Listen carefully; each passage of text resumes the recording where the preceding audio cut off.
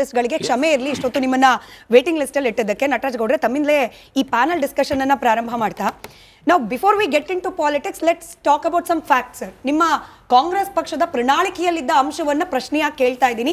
ಕರಾವಳಿ ಅಭಿವೃದ್ಧಿ ಮಂಡಳಿ ಅಂತ ಹೇಳಿ ಸ್ಥಾಪನೆ ಮಾಡ್ತೀವಿ, 5 ವರ್ಷಕ್ಕೆ 2500 ಕೋಟಿ ರೂಪಾಯಿಗಳನ್ನ ಕೊಡ್ತೀವಿ, ಇದು ಪ್ರಣಾಳಿಕೆಯಲ್ಲಿ ಇದ್ದಿದ್ದು. ಮಾಡಿದ್ದೀರಿ ಸರ್, ನಾನು ಮಾಡಿಲ್ಲ ಅಂತ ಹೇಳ್ತಾ ಇಲ್ಲ. ಕರಾವಳಿ ಅಭಿವೃದ್ಧಿ ಮಂಡಳಿ ಸ್ಥಾಪನೆ ಆಗಿದೆ, ಅದಕ್ಕೆ ಅಧ್ಯಕ್ಷರಾಗಿ MA ಗಫೂರ್ ಅವರನ್ನ ಕೂಡ ಕೂರಿಸಿದ್ದೀರಿ. ಬಟ್ ಜನವರಿಯಲ್ಲಿ ಒಂದು ಸಂದರ್ಶನ ಕೊಡ್ತಾರೆ, ಗಫೂರ್ ಸಾಹೇಬ್ರು ಹೇಳ್ತಾರೆ ಒಂದೇ ಒಂದು ರೂಪಾಯಿ ಬಿಡಿಗಾಸನ್ನ ಕೂಡ ಕರಾವಳಿ ಅಭಿವೃದ್ಧಿ ಮಂಡಳಿಗೆ ಕೊಟ್ಟಿಲ್ಲ.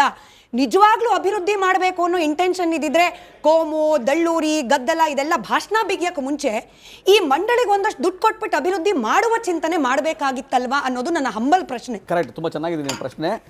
ಇದನ್ನ ಭರತ್ ಶೆಟ್ಟಿ ಇದನ್ನ ಮಾತ್ರ ಕೇಳಿ ಈ ಪ್ರಶ್ನೆ ಕೇಳ್ಬಿಟ್ಟಿದ್ರೆ ಇನ್ನು ಬಹಳ ಸಂತೋಷ ಆಗ್ಬಿಡ್ತಾ ಇತ್ತು. ನಿಮ್ಗಿರ್ತಕ್ಕಂಥ ಜವಾಬ್ದಾರಿ ಕಾಳಜಿ ಕೂಡ ಭರತ್ ಶೆಟ್ಟಿಗಿಲ್ಲ. ಯಾಕಂದ್ರೆ ಕಳೆದ 25 ವರ್ಷಗಳಲ್ಲಿ 4 ಮುಖ್ಯಮಂತ್ರಿಗಳನ್ನ ಕಂಡಂತಹ ಕರ್ನಾಟಕದಲ್ಲಿ ಬಿಜೆಪಿನಲ್ಲಿ 4 ಮುಖ್ಯಮಂತ್ರಿಗಳು ಕಂಡು. ಸರಿ, 4 ಮುಖ್ಯಮಂತ್ರಿ ಇದ್ರು, ಡಬಲ್ ಇಂಜಿನ್ ಮೋದಿ 3.0 ಬಂತು. ಕರಾವಳಿಗೆ ಏನಾದ್ರು ಇಂಡಸ್ಟ್ರಿ ಏನಾದ್ರು ತಗೊಂಬಂದಿದ್ದಾರ? ಓಲಿ ಕರ್ನಾಟಕದಲ್ಲಿ 4 ಜನ ಮುಖ್ಯಮಂತ್ರಿಗಳು ಯಾರು ಒಂದು ಇಂಡಸ್ಟ್ರಿಯಲ್ಲಿ ಹೋಯ್ತಾ? ಯಾಕೆ ಹೋಗಲ್ಲ? ಕರಾವಳಿ ಹೌದು, ಅಲ್ಲಿ ಎಜುಕೇಶನ್ ಜಾಸ್ತಿ ಇಂಪಾರ್ಟೆನ್ಸ್ ಇದೆ, ಜನಗಳು ಸುಶಿಕ್ತರಾಗ್ತಾ ಇದ್ದಾರೆ, ಹಾರ್ಡ್ ವರ್ಕಿಂಗ್ ಇದ್ದಾರೆ. ಆದರೆ ನಳಿನ್ ಕುಮಾರ್ ಕಟೀಲ್ ಒಂದು ಮಾತು ನೀವು ಕೇಳಿರ್ಬೋದು, 2023 ಜನವರಿನಲ್ಲಿ ರಸ್ತೆ, ಒಳಚರಂಡಿ, ನೀರು, ವಿದ್ಯುತ್ ಇದು ಕೇಳ್ಬೇಡ್ರಪ್ಪ, ಲವ್ ಜಿಹಾದ್ ಬಗ್ಗೆ ಮಾತ್ರ ಮಾತಾಡಿ ಅಂತ ಅವ್ರ ಕಾರ್ಯಕರ್ತರು ಕರೆ ಕೊಟ್ಟಿದ್ರು. ಬಿಜೆಪಿಯ ರಾಜ್ಯಾಧ್ಯಕ್ಷ ಆಗಿದ್ರು MP ನಳಿನ್ ಕುಮಾರ್ ಕಟೀಲ್. ಅಂದ್ರೆ ಒಬ್ಬ ಕರಾವಳಿಯ ಭಾಗದ ಒಬ್ಬ ಸಂಸದ ನಾನು ಲವ್ ಜಿಹಾದ್ ಮಾತ್ರ ನನ್ನ ಪ್ರಾಮುಖ್ಯತೆ, ನನ್ನ ಯಾವುದು ರೋಡು ಒಳಚರಂಡಿ ಕೇಳ್ಬೇಡಿ ಅಂತಂದಾಗ ಯಾವ ಜನ ಇನ್ವೆಸ್ಟ್ಮೆಂಟ್ ಅಲ್ಲಿ ಹೋಗ್ತಾರೆ? ಕರ್ನಾಟಕದಲ್ಲಿ ಬಂದರು ಇದೆ, ಅಲ್ಲಿ ರೈಲ್ ನೆಟ್ವರ್ಕ್ ಇದೆ, ವಿಮಾನ ನಿಲ್ದಾಣ ಇದೆ, ರೋಡ್ ನೆಟ್ವರ್ಕ್ ಚೆನ್ನಾಗಿದೆ, ಎಜುಕೇಶನ್ ಹಬ್ ಇದೆ, ಎಂಟರ್ಪ್ರಿನರ್ಶಿಪ್ಗೆ ಹುಡುಗರು ಬಹಳ ತಯಾರಿನಲ್ಲಿದ್ದಾರೆ. ಆದರೆ ಬಿಜೆಪಿ ಮತ್ತೆ RSS ಮಾಡಿರ್ತಕ್ಕಂತಹ ಲ್ಯಾಬೊರೇಟರಿಯಿಂದ ಅಲ್ಲಿನ ವಾತಾವರಣ ಕುಲುಗೆಟ್ಟು ಜನ ಇನ್ವೆಸ್ಟ್ಮೆಂಟ್ ಅಲ್ಲಿ ಹೋಗ್ತಾ ಇಲ್ಲ. ನೀವು ಅದರ ಕಲಬುರಗಿಗೆ ಮಾತಾಡ್ತೀನಿ. ಈಗ 3 ವರ್ಷ ಆಗ್ತಾ ಬಂತು ನಟರಾಜ್ ಗೌಡ್ರೆ, ನೀವು ಇನ್ನೂ ಕೂಡ 5 ವರ್ಷದ ಹಿಂದಿನ ಕಥೆನೇ ಹೇಳ್ತಿದ್ರೆ, ಈ 3 ವರ್ಷ ನಿಮ್ ಸರ್ಕಾರ ಏನ್ ಮಾಡ್ತು ಅದನ್ನ ಹೇಳ್ಬೇಕಲ್ಲ. ಈ 3 ವರ್ಷದಲ್ಲಿ ನಿಮ್ ಸರ್ಕಾರ ಈ ಕೋಮು ಬಣ್ಣ ಎಷ್ಟು ಕಳಚ್ತು, ಈ 3 ವರ್ಷದಲ್ಲಿ ನಿಮ್ ಸರ್ಕಾರ ಎಷ್ಟು ಇನ್ವೆಸ್ಟ್ಮೆಂಟ್ ಅಂತು ಕರಾವಳಿಗೆ, ಈ 3 ವರ್ಷದಲ್ಲಿ ನಿಮ್ಮ ಸರ್ಕಾರ ಯಾವೆಲ್ಲ ಇಂಡಸ್ಟ್ರಿಯಲಿಸ್ಟ್ ಗಳನ್ನ ಕನ್ವಿನ್ಸ್ ಮಾಡಿದ್ರಿ, ಅದನ್ನು ಮಾತಾಡ್ಬೇಕು. ವೆರಿ ಗುಡ್, ತುಂಬಾ ಒಳ್ಳೆ ಪ್ರಶ್ನೆ. ಈ 3 ವರ್ಷದಲ್ಲಿ 2.5 ವರ್ಷದಲ್ಲಿ 7.5 ಲಕ್ಷ ಕೋಟಿ ರೂಪಾಯಿ ಇನ್ವೆಸ್ಟ್ಮೆಂಟ್ ಕರ್ನಾಟಕಕ್ಕೆ ಬಂದಿದೆ. 7.5 ಲಕ್ಷ ಕೋಟಿ ಕರಾವಳಿ ಬಗ್ಗೆ ಮಾತನಾಡಿ ಸರ್, ಯಾಕಂದ್ರೆ ಸಚಿವರು ಮಾತನಾಡಿರೋದು ಸ್ಪೆಸಿಫಿಕಲಿ ಕರಾವಳಿ ಬಗ್ಗೆ. ಹೇಳ್ತಿದ್ದೀನಿ, 7.5 ಲಕ್ಷ ಕೋಟಿ ರೂಪಾಯಿ ಬಂದು ಸರಿ 2ನೇ ಅಥವಾ 3ನೇ ಒಳ್ಳೆಯ ಜಾಗ ಕರ್ನಾಟಕದಲ್ಲಿ ಇನ್ವೆಸ್ಟ್ಮೆಂಟ್ ಮಾಡ್ಲಿಕ್ಕೆ ಮತ್ತೆ ವಿದ್ಯಾವಂತರಿರೋ ಜಾಗ ಕರಾವಳಿ ಜಾಗ. ಅಲ್ಲಿಗೆ ಹೋಗ್ಲಿಕ್ಕೆ ಯಾಕೆ ಇನ್ವೆಸ್ಟ್ಮೆಂಟ್ ಮಾಡಕ್ ಬರ್ತಕ್ಕಂತಹ ಬಂಡವಾಳ ಹೂಡಿಕೆದಾರ ಅಲ್ಲಿ ಹೋಗ್ತಾ ಇಲ್ಲ? ನಮಗೂ ಅದನ್ನೇ ಕೇಳ್ತಾ ಇರೋದು. ನಾವು ಅದನ್ನೇ ಬಿಜೆಪಿ ನಾಯಕರಿಗೆ ನಾವು ಅದೇ ಪ್ರಶ್ನೆ ಮಾಡ್ತಾ ಇರೋದು. ಸಾಕಾಗಿಲ್ವಾ ಸರ್ ಅಧ್ಯಯನ ಮಾಡ್ಲಿಕ್ಕೆ, ಒಂದು ಪರಿಹಾರವನ್ನ ಅದನ್ನೇ ಹೇಳ್ತಾ ಇದೀನಲ್ಲ. ಈಗ 3 ವರ್ಷದ ಬಿಟ್ಬಿಡಿ, 2.5 ವರ್ಷ ಹಿಂದೆ ನಾನು ಹೇಳ್ದೆ, ನಳಿನ್ ಕುಮಾರ್ ಕಟೀಲ್ ಹೇಳ್ದೆ. ಸರಿ, ಈಗ ಜಸ್ಟ್ ಕಳೆದ ಒಂದು ತಿಂಗಳು ಮುಂಚೆ ಒಬ್ಬ ಬಿಜೆಪಿಯ ಶಾಸಕ ಅಲ್ಲಿನ ಜಿಲ್ಲಾಧಿಕಾರಿಗೆ ಭಗವಧ್ವಜ ಕೊಡ್ತಾರೆ ಕೈಗೆ. ರೀ ಬಹಳ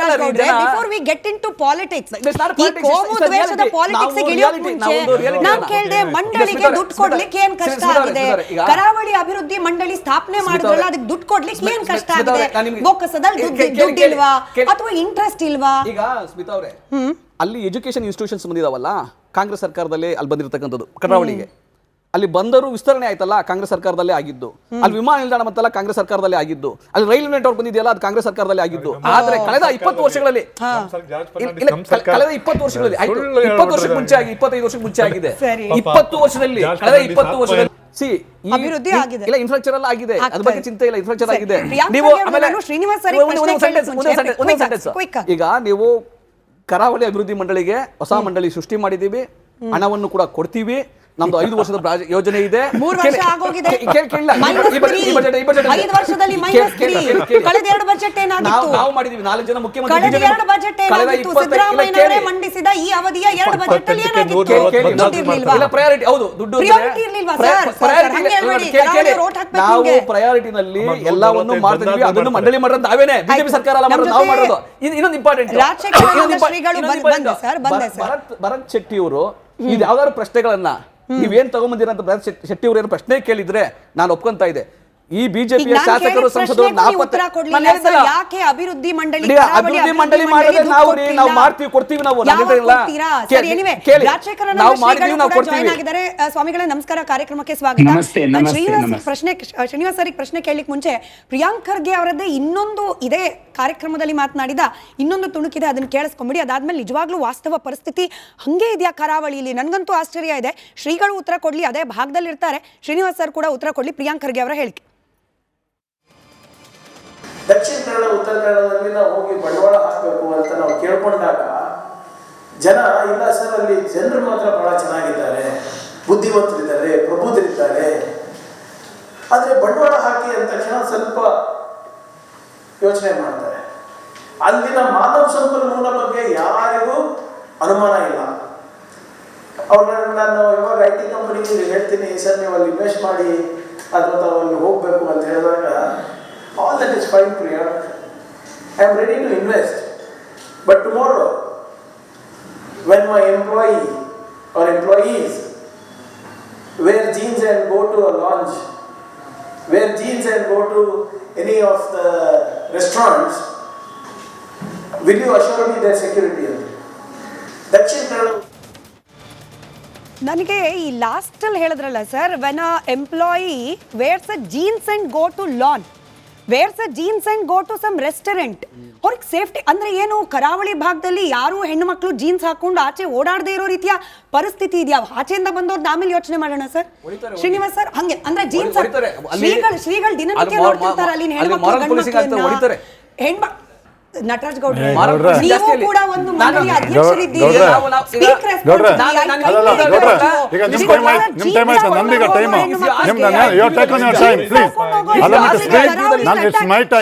Srinivas sir, madam Republic Kannada ಮೇಲೆ ನಂದೊಂದು ದೊಡ್ಡ ಆಪಾದನೆ ಇದೆ ಮೇಡಮ್, ನೇರವಾಗಿ ಹೇಳ್ತಾ ಇದ್ದೀನಿ. ಹೇಳಿ ಸರ್. ಗುಲ್ಬರ್ಗ ಜಿಲ್ಲೆಯ GDP ಅಮೆರಿಕದ ಕ್ಯಾಲಿಫೋರ್ನಿಯಾಗಿಂತ ಜಾಸ್ತಿ ಇದೆ. ಆ ಜಿಲ್ಲೆಯ ಮೂಲೆ ಮೂಲೆಯಲ್ಲಿ ಪ್ರಪಂಚದ 10 ಬಿಲಿಯನ್ ಕಂಪನಿಗಳಿಗಿಂತ ಜಾಸ್ತಿ ಇದೆ. ನೀವು ಅದನ್ನ ಕರ್ನಾಟಕದ ಜನತೆಗೆ ತೋರಿಸ್ತಿಲ್ಲ. ಒಂದ್ ನಿಮಿಷ ಬರ್ತೀನಿ, ತೋರಿಸ್ತಿಲ್ಲ. ಪಾಪ ನಮ್ ನಟರಾಜ್ ಗೌಡ್ರು ಯಾವಾಗಲೂ ಸೋಷಿಯಲ್ ಮೀಡಿಯಾದ ಆಕ್ಟಿವ್ ಆಗಿರ್ತಾರೆ, ಅಲ್ಲೂ ಹಾಕ್ಲಿಲ್ಲ. ಅದನ್ನ ನಿಮ್ಮನ್ನು ಕರ್ಕೊಂಡೋಗಿ ತೋರಿಸ್ಲಿಲ್ಲ. ಯಾಕೆ ಗೌಡ್ರೆ? ಪಾಪ ತೋರಿಸ್ಲಿಲ್ಲ. ನೋಡಿ ಮೇಡಮ್, ನಿಮ್ಮ ಶಿಕ್ಷಣದಲ್ಲಿ ನಿಮ್ ಸಮಾಧಾನಕ್ಕೆ, ನಮ್ ವೀಕ್ಷಕರ ಸಮಾಧಾನಕ್ಕೆ 1.5 ಪೇಜ್ ನನ್ನ ಹತ್ರ ಕಲಬುರ್ಗಿದೇನೆ ಸ್ಟಾಟ್ಸ್ ಇದೆ. ಕಲಬುರ್ಗಿಗೆ ಹೋಗಕ್ ಮುಂಚೆ ಚೂರು ಕರಾವಳಿ ಪಾಸ್ ಮಾಡೋಣ. ಹೆಣ್ಮಕ್ಳು ಜೀನ್ಸ್ ಹಾಕೊಂಡು ಓಡಾಡಕ್ಕೂ ಕಷ್ಟ ಇರೋ ರೀತಿಯ ಪರಿಸ್ಥಿತಿ ಕರಾವಳಿ ಭಾಗದಲ್ಲಿ ಇದೆಯಾ?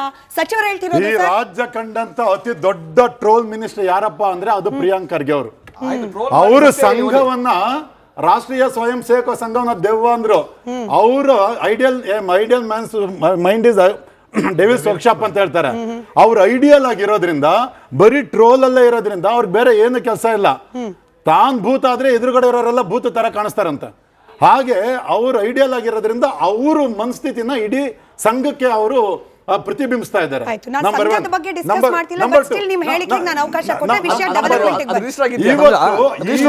ಒಂದು ಸ್ಟೇಟ್ಮೆಂಟ್ ಕೊಡೋದ್ರಿಂದ ಪ್ರಿಯಾಂಕ್ ಖರ್ಗೆ ಅವರು ಇಡೀ ಕರಾವಳಿ ಭಾಗದ ಜನಗಳನ್ನ ಅವಮಾನಿಸಿದ್ದಾರೆ, ಅಪಮಾನಿಸಿದ್ದಾರೆ ಅವ್ರನ್ನ. ಅಲ್ಲ ನೀವು ಮೇಡಮ್, ಬಿಜೆಪಿ ರಾಜ್ಯಕ್ಕೆ GDP 2ನೇ ಪ್ಲೇಸ್ ಅಲ್ಲಿ ಇರುವಂತ ಮಂಗಳೂರು ಇವತ್ತು ಅತಿ ಹೆಚ್ಚು ಮೆಡಿಕಲ್ ಕಾಲೇಜ್ಗಳನ್ನು ಹೊಂದಿರತಕ್ಕಂಥದ್ದು ಕರಾವಳಿ ಭಾಗ.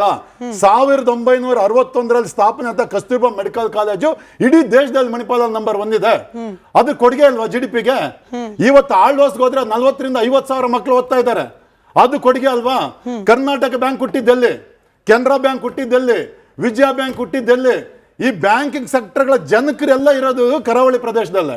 ಅದ್ರ ಜೊತೆಗೆ ಮೋಹನ್ ದಾಸ್ ಪೈ ಅಂತ ಒಬ್ಬ ಅಂತಾರಾಷ್ಟ್ರೀಯ ಮಟ್ಟದ ಒಬ್ಬ ಕೈಗಾರಿಕೋದ್ಯಮಿ ಇರೋದೆಲ್ಲಿ? ಎಲ್ಲಿಂದ ಬಂದ್ರು? MD ಕಾಮತ್ ಅವ್ರು ಎಲ್ಲಿಂದ ಬಂದ್ರು? ಸದಾನಂದ ಶೆಣೈ ಅವ್ರು ಎಲ್ಲಿಂದ ಬಂದ್ರು?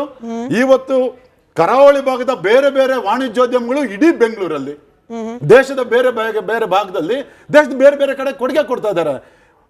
ಬರೀ IT-BT ಕೊಡುಗೆ ಮತ್ತೆ ಕೊಟ್ರೆ ಮಾತ್ರ ಅದು GDPಗೆ ಬರೋದು.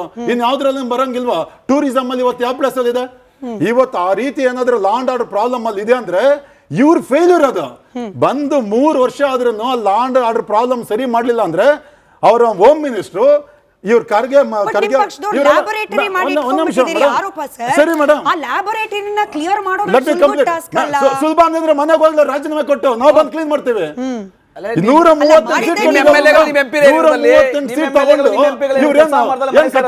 ಇವರಲ್ಲಿ ಕುಳ್ಕೊಂಡು ಸರ್ಕಾರದಲ್ಲಿ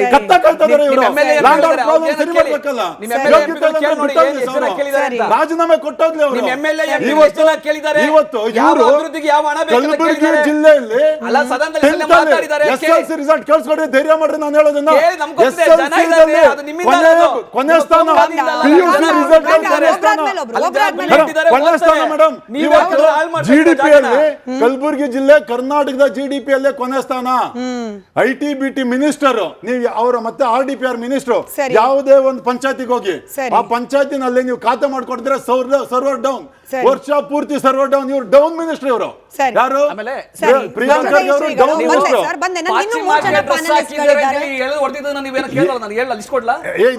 ನಿಮ್ಗೆ